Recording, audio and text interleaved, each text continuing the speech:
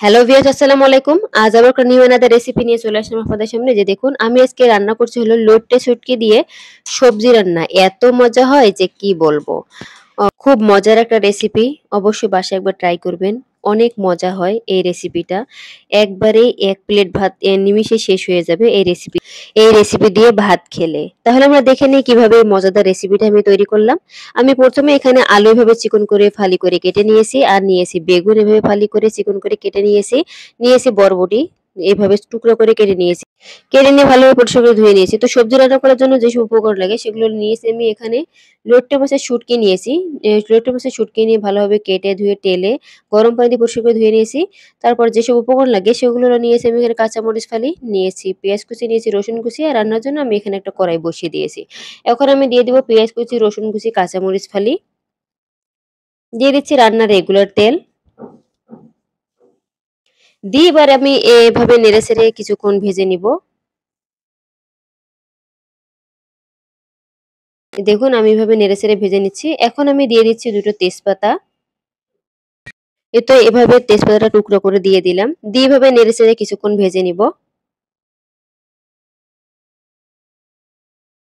দেখুন আমি এভাবে নেড়েচেড়ে ভেজে নিচ্ছি, নইলে সাইডে লেগে পুড়ে যাবে এজন্য।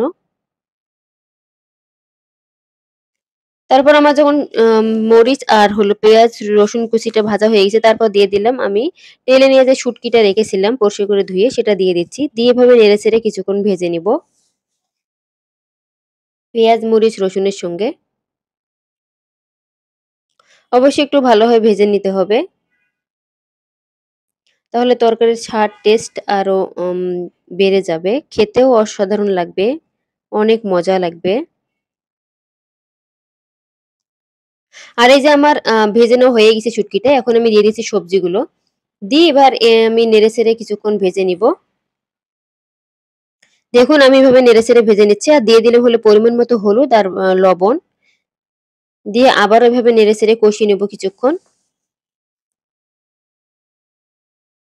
এভাবে একবার সবজি রান্না করে খেয়ে দেখবেন। একবার খেলে বারবার খেতে মন চাবে এই সবজি রান্নাটা। অসম্ভব মজা হয় খেতে, এত মজা হয় যে বলার মতো না।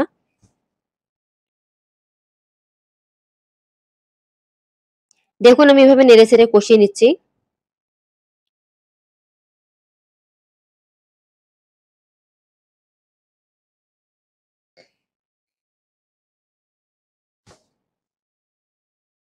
আর আমি এখানে কিন্তু পানি দেইনি। সবজি থেকে যে পানিটা বের হয়েছে এই পানিতে আমি কষিয়ে নিচ্ছি। আর এই যে আমার কষানো হয়ে গেছে সবজিটা, এখন আমি দিয়ে দিচ্ছি পানি সেদ্ধ হয়ে আসার জন্য।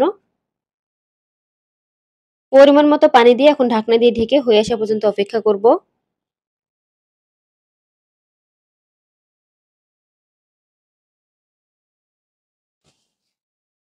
দেখুন তরকারিতে বলক উঠে আসছে। আর এই যে দেখুন আমি একটু নেড়ে-চেড়ে দিচ্ছি।